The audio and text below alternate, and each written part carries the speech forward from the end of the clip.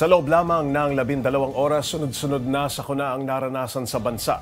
Sinimula ng magnitude 6.9 na lindol sa Visayas, muling pag-aalboroto ng Bulkang Taal at ang banta ng Bagyong Paulo. Mismong si Pangulong Bongbong Marcos, sinusubukang tugunan ang lahat ng mga problemang dulot niyan. Para bigyan ng mukha ang balita, Mobile Journal Julie Baiza. Maagang naghatid ng tulong si Pangulong Bongbong Marcos sa mga tinamaan ng Bagyong Opong sa Masbate. Kasama niya ang ilang miyembro ng gabinete, gaya ni DSWD Secretary Rex Gatchalian at DOLE Secretary Bienvenido Laguesma. Aminado ang Pangulo na hindi pa nakababangon ang bansa sa nagdaang sama ng panahon nang tumama si Opong. Marami pa tayong ginagawa doon sa nakaraan ng bagyo. Hindi pa tayo tapos doon sa nakaraan ng bagyo. Tinamaan na tayo ng panibagong bagyo. Tapos may lindol pa yata nung kagabi.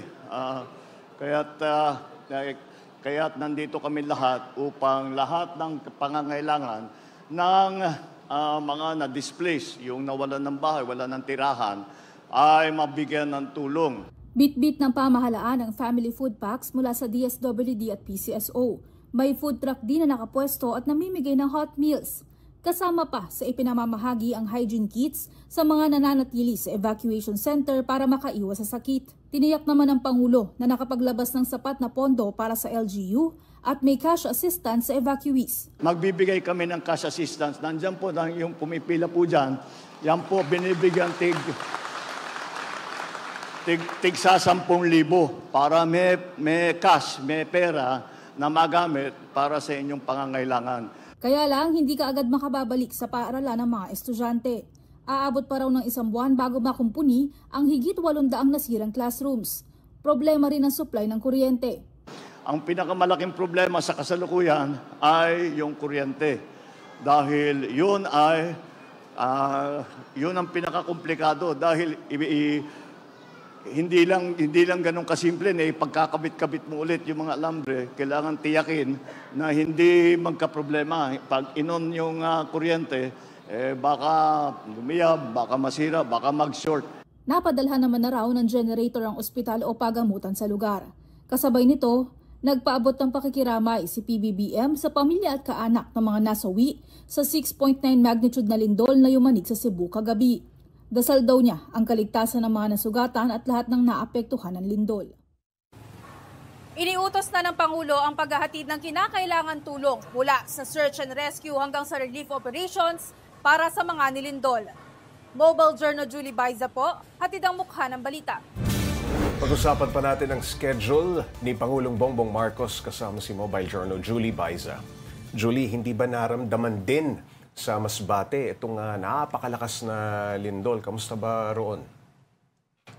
Paps, bagamat naramdaman sa Bicol region, hindi kasama yung Masbate doon sa mga pinaka-nakaramdam ng epekto. Karaniwang naiulat yan sa Sorsogon at saka sa Albay. Yung sitwasyon, Paps Ray, si BBM nga mismo yung nagsabi doon sa mga nakausap niya na mga may edad na taal na talaga Masbate, na sinasabing parang ito yung isa sa pinakamalala or pinakamalakas na bagyo na tumama doon sa lugar nila. Karamihan nga raw or libo-libong mga tahanan yung talagang napinsala at nangangailangan ng tulong mula sa pamahalaan for reconstruction. Tapos sinabayan pa ng lindol. Sinabayan pa. Okay, bukod sa tulong sa mga residente, may tinanggap din daw na tulong ang lokal na pamahalaan mula sa Pangulo. Paps, merong 100 million na local government support fund na iniutos ng Pangulo na mai-release yan para dito nga sa lokal na pamahalaan. Kasi ang problema nga daw, yung provincial government, nag-reallocate or nag-realign na sila ng kanilang pondo. Kumbaga yung ilang mga priorities nila, tinanggal na muna para maibigay yung pondo dito nga sa disaster response. So kinakailangan na ng tulong mula sa DBM at sa national government. Initially, may mga balita na tutungo ang Pangulo ngayong araw na ito, doon mismo sa Cebu. Yes. Pero hindi ito natuloy. Mukhang bukas na lamang. Kailan ba pupunta si BBM doon? Although wala pang final na schedule kung kailan ang tungo ng Pangulo, may maulat naman or information na tomorrow nga yung kanyang pagpunta doon at pagbisita. Ang sinasabi nga ng PCO, hindi naman pwedeng hindi talaga bumisita yung Pangulo at makita yung sitwasyon ng mga kababayan natin doon. Okay, ano ang paunang tulong na maibibigay sa kanila ng Pangulo? Itong mga nasalanta naman o tinamaan ng lindol sa Cebu. Pops J, inutusan na ng Pangulo ang DBM or ang DBM sinabi na rin sa mga ahensya na gamitin yung kanilang Quick Response Fund o yung QRF nila. No? So dyan, magagamit mo yan para sa urgent relief and recovery initiative. So ibig sabihin, mabilisang makukuha yung pondo, Pops J. Ang national government nag-utos na rin sila para naman sa search and rescue operations na ginagawa ng BFP. Ang Philippine National Police naman tumutulong hindi lang sa pagsisecure ng seguridad at kaayusan, Pops J, doon sa lugar, kundi syempre kailangan ding masiguro or matiyak yung safety ng mga establishments. Chine-check din, pati yung sa... Yung integrity ng mga structure, no? Iyan nga yung mahalaga, Pops J, para mabalik naman yung, kumbaga, business ng mga taong nandoon. Kasi merong mga hindi maaaring pumasok hanggat hindi na-assess yung integridad ng kanilang building. So, iyan yung tinututukan. Bukod pa dyan, ang sabi ng Pangulo, of course, yung DSWD, nariyan naman, para magbigay hindi lang naman ng mga relief goods kung kakailanganin man, kundi maging ng financial assistance, Pops J.